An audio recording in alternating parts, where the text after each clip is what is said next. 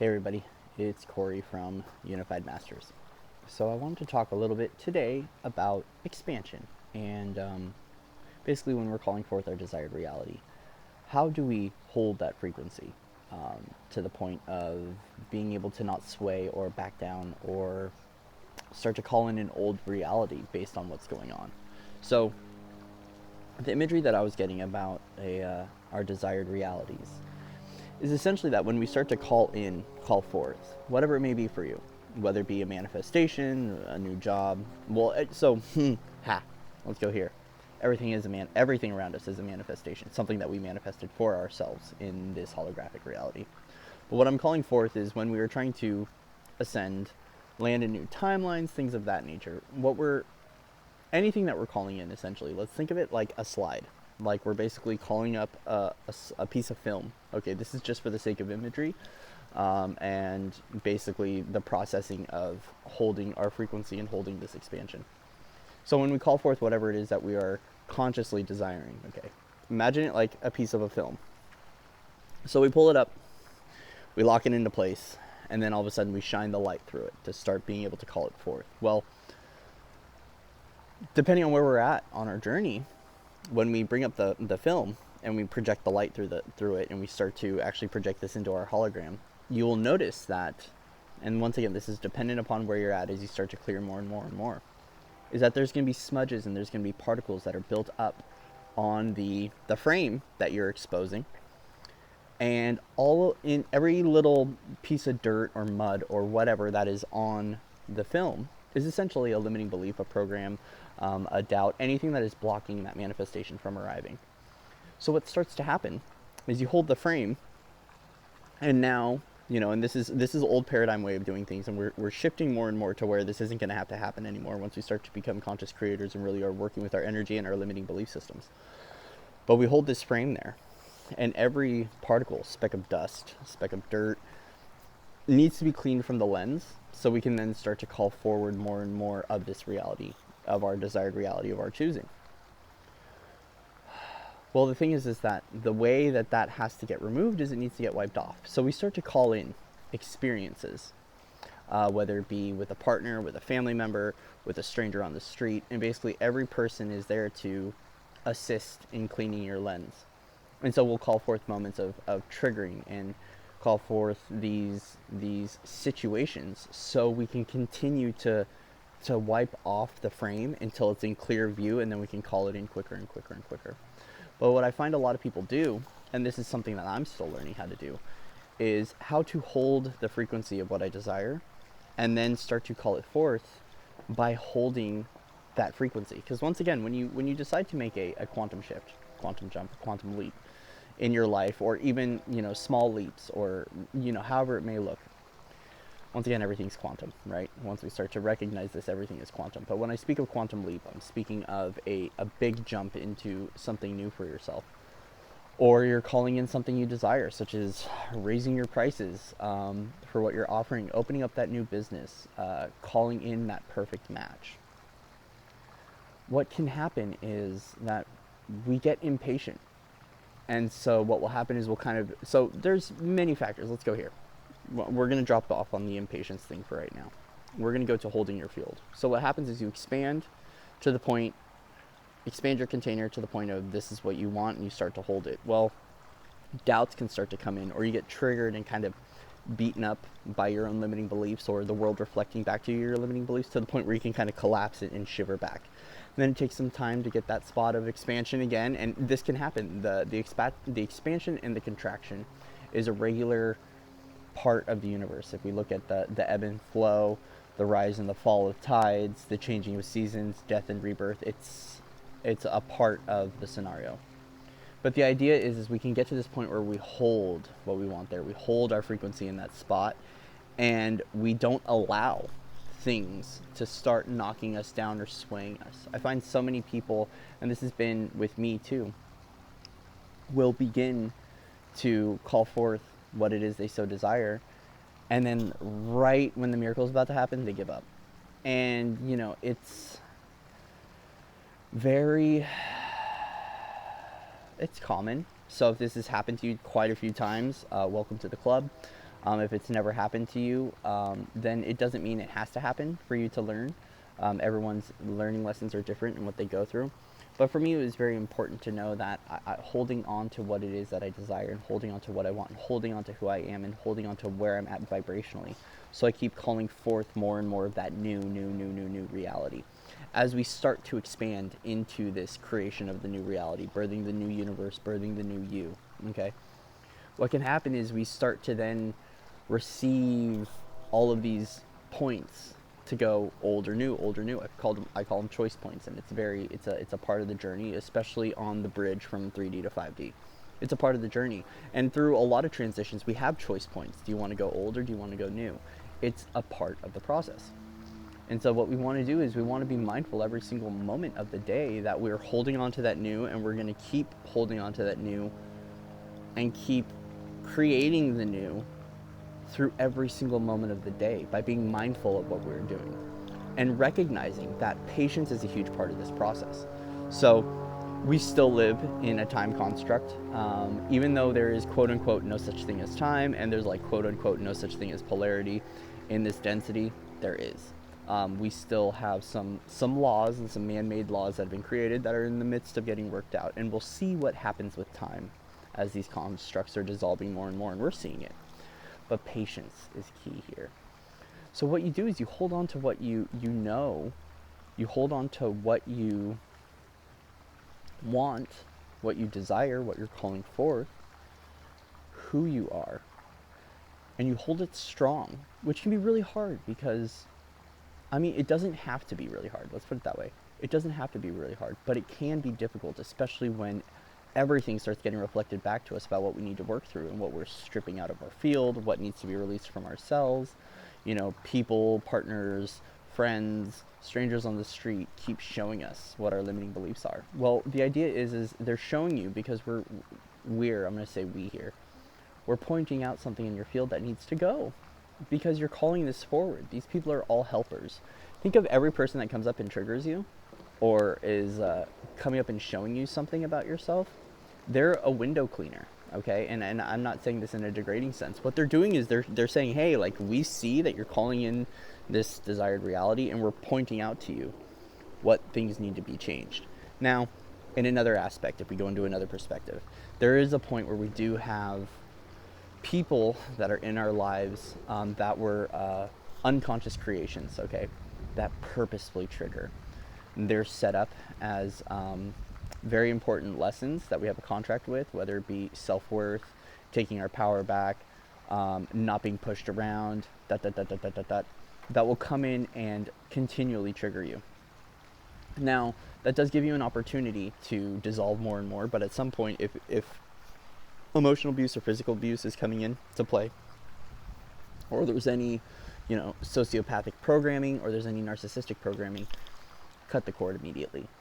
The idea is we don't become martyrs here, and we also don't become victims to those situations. Those situations always arise to show us something. But what I'm saying is the people that are coming in kind of like what I'd say lovingly triggering you, which, we do have contracts sometimes with people that will come up and lovingly trigger us and call forth our expansion and our growth. They're essentially window cleaners that are coming forth to help clear the lens for you so you can call in that desired reality. Remember that when you are consciously creating, everything unconscious created in your environment needs to upgrade or it needs to go. So the idea is if in this, what I would call the spectral hologram, okay, if you are the creator of all of this reality and everything in your hologram was unconsciously created, it either needs to go or it needs to upgrade. So the code, okay, that system is running in, that's feeding back something to you, that's showing you something. The code needs to be upgraded with just as long as just like your software and your hardware needs to upgrade, the code involved with that situation, scenario, person, place, thing, whatever it may be, it needs to upgrade too. So the belief behind that needs to upgrade, or the individual, the soul being the representation of that, needs to upgrade as well.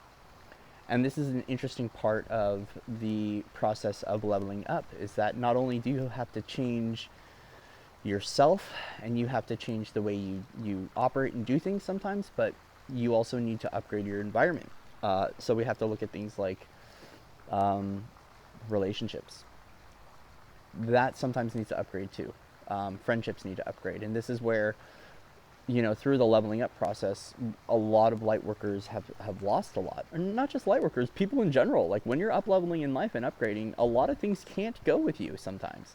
Or for a period of time, they need to be separated. There's many different variables that step into this. But the idea is that at a very simple fundamental level, your unconscious creations need to now become conscious, and they need to upgrade as well. And part of this is staying in this expanded state, because your frequency will go up, okay? And now people in your environment, their frequency needs to go up too to match yours. What can happen is, if you want that thing to work, that friendship or that job or that relationship, whatever it may be, if it doesn't upgrade with you, sometimes you have to diminish your vibration to become a match to it. And that's going to impede on the up-leveling process. That is part of the collapse. When we look at a collapse, it's also a lowering in this. And so the idea is that it can get a little neurotic when we start to do this, and it can get a little, depending on how you're built and the codes and what you're operating within and what you chose to go through at a soul level. It could become neurotic, and it could be coming across very selfish to be so heavily detached from everything. But when it comes to detachment, okay, the detachment doesn't mean that you don't attach to anything or you don't love anything. What it means is you don't let it control you, and you don't let it take power from you. So as you have locked in the new reality, the new timeline, whatever it may be, and you're calling that forward more and more and more and more, you want to hold that and not give your power away to the old reality, and recognize that this is all shifting out, it's all going out, and your next reality is always going to be better than your last. When you are up leveling and you are upgrading, okay, and this is true for anyone I know that has made quantum leaps in their life, which I'm talking about big transitions, big shifts, or has done a lot of the micro work. Every new experience, as long as you are on the journey of expansion and growth, is always going to be better than the last. And it's always going to teach you something different more too. It's going to teach you more about yourself. You're going to learn more. The lessons are going to get kind of, they're going to keep going. We're on a soul journey. We're on a soul trajectory here. The lessons are always going to keep going. And yes, we can start to get to the point where we've completed a lot of our contracts and we've reached that level where we're, quote unquote, fully ascended here at the human level, which is different for a lot of people. But at the end of the day, the lessons still keep going, because that's part of the soul's growth and the soul's journey. But your next reality is always going to be better than your last reality. It may look different. I'll tell you this, every next reality, it's been a little brighter. The colors have been a lot brighter. Things have been easier.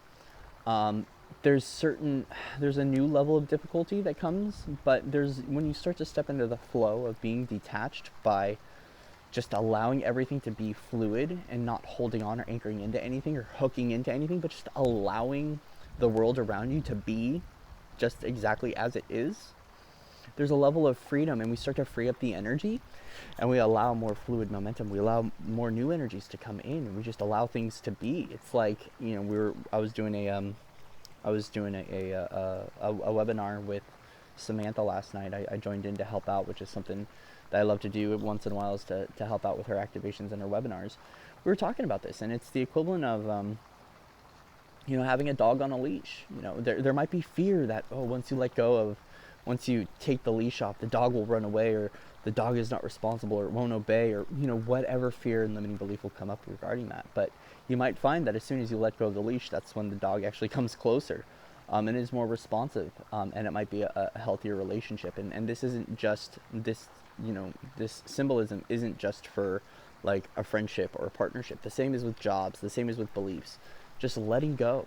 And by letting go, we're not like removing it or stripping it out of the picture. We're just not holding on to it.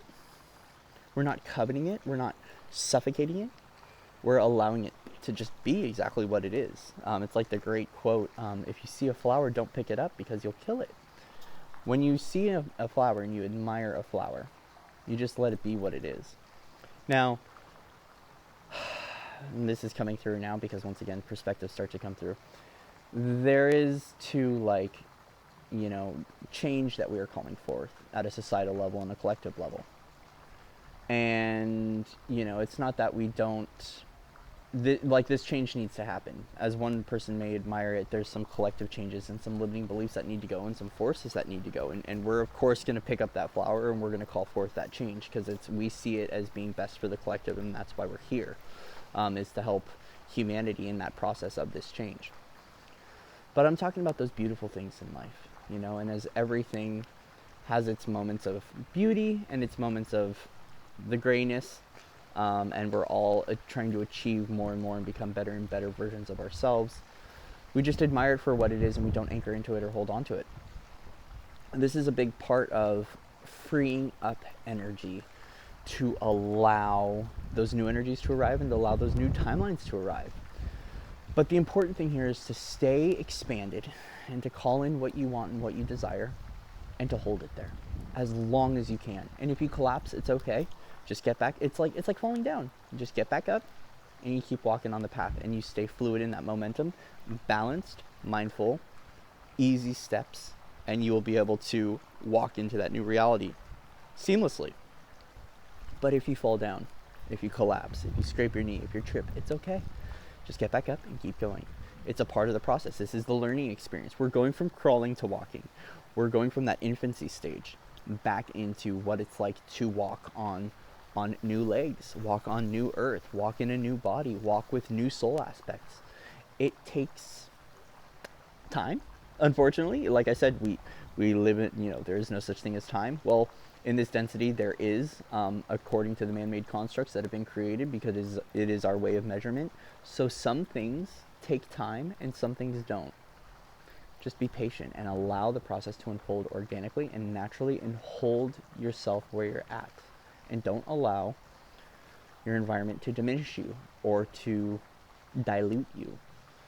It's like staying pure and concentrated in who you are and allowing that to just be enough, which takes practice. Once again, we're taught to give our power away to all these different things, and it's one of those things that once you start to recognize how simple it is, this whole process gets very easy. This is when we start to live the heart-centered approach towards expansion and creating realities, and not letting the logical mind get in the way, because the human will really overcomplicate this. My human, which is just my ego, Corey, the aspect that is Corey, can really complicate these things. And it doesn't have to be that complicated. It's very heart-centered. It's very simple. Just choose love, choose joy, choose that high vibrational frequency, and just stay there.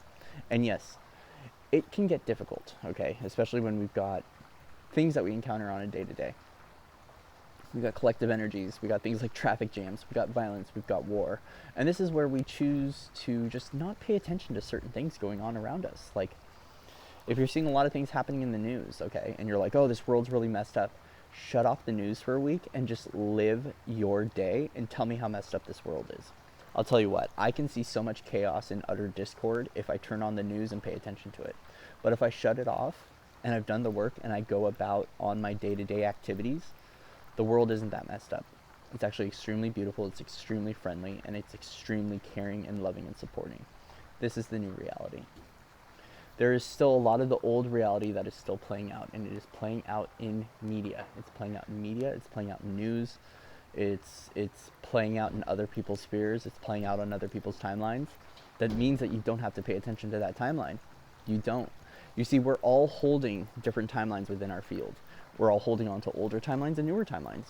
And as we start to interweave and share energies with one another and connect and go places and share that stuff, we start to share those old realities with one another, and we can even share those new realities with one another. And this is why it's important not to anchor, to hook into anyone, is because we don't want to feed into that old reality, especially if someone around you is feeding into that old reality. So this is your choice point. This is where it comes back to your reality must upgrade with you, or it's got to go. And it can be a little cutthroat. And there's a compassionate way of doing this. And the best way that I've found to help people up level is by being you authentically. Because if you've done the work and you stay in that expanded state, your field will unlock and activate their field. As long as you hold it there, you hold your frequency there, it will unlock and activate. You don't really have to do much other than just embody who you are unconditionally. you can then start to give that person the choice point to embody what is for their highest good. And then they might be along for the journey, they might have to split. It's different for everyone. A lot of this way showing, okay, doesn't mean that we sit down, we start coaching every single person. It means that we call forth, we learn, we apply the wisdom into our life, we embody it, and then we share it by being ourselves authentically. And it can always be, depending on the person. So for me, when I first stepped into my authenticity and I started to speak my truth and just be openly who I was unconditionally and started the process, okay? And I'm still learning more of who I am. But when I shared myself authentically with the world, with my family, at first there was a lot of backfire and there was a lot of backlash. But what I did was I held on to that truth. I held on to that frequency. I held that expanded state, and things shifted. And then they started to wake up and they started to align and they started to see things and they started to get it. And it took time. It's taken about 2.5, almost 3 years for my family to really like embrace who I am and just let me be me. And it's a really beautiful thing now. But once again, it took time. It took expansion. It took holding that frequency, and it took me speaking my truth in a loving and compassionate way. Some days it did come out discordant. Some days it did come out from the ego. Some days it was forceful. Okay, but I learned not to judge myself through this process. Even though there were times that I did judge myself, and I still judge myself, I remind myself that I don't need to judge myself, that I just need to be me authentically and allow the environment to upgrade naturally. And if it doesn't upgrade, then it's got to go. And if you have a tough time with something letting go or something shifting out because you just want to allow the universe to create whatever it needs to create for you, give it up to the universe. Just say, listen, guides, guardians, angels, whatever you believe in and choose to work with, the universe, God, source, give that situation to your teams. Give that situation to your higher self.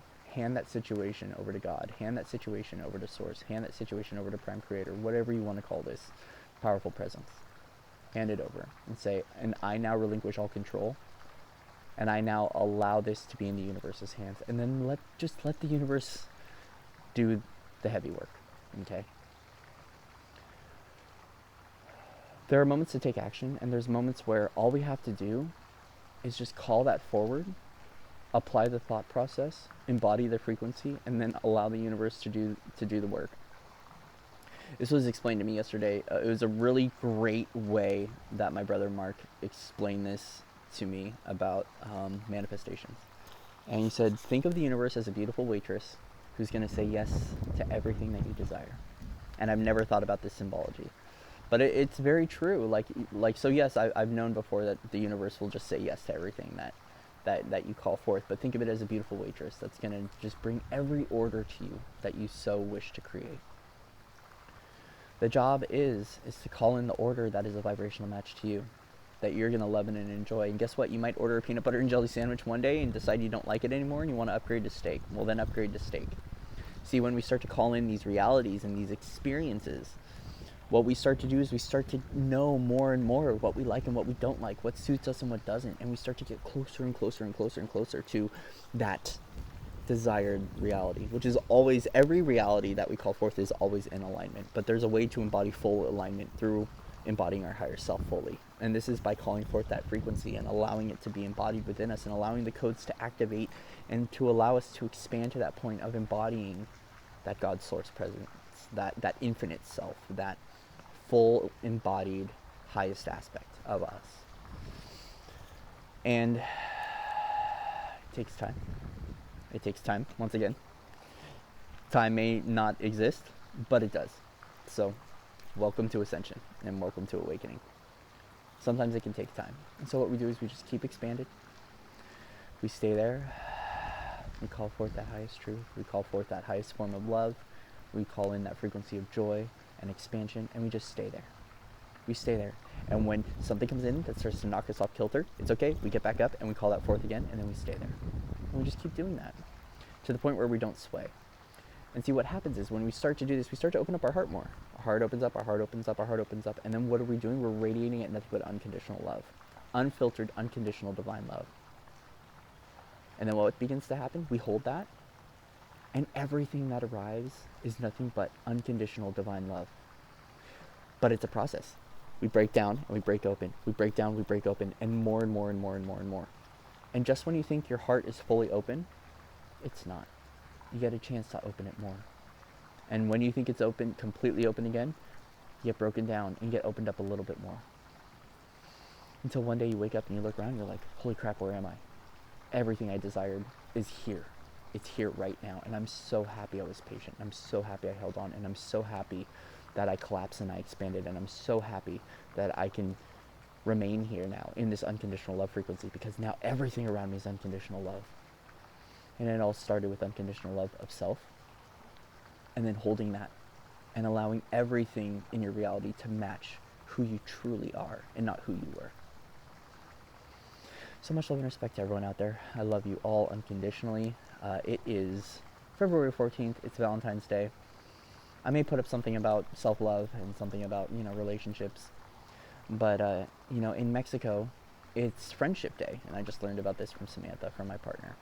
And so today's a day of celebrating that self-love, but also celebrating those wonderful friendships that you have in your life. And if you don't have wonderful friendships, keep vibrating at that unconditional love for yourself, and keep calling forth that soul match and that soul tribe that's going to come and love you unconditionally for who you are authentically. Because I'll tell you what, we're here, we're weird, we're emotional, we're sensitive, we're loving, we're caring, and we're here, and we're waiting for you to arrive. And if you're here and we don't see you, just keep shining bright, because we're going to find you, and we're going to find each other one day. So much love and respect to all of you out there. Love you all unconditionally. And with that, I will see you on the other side. Namaste.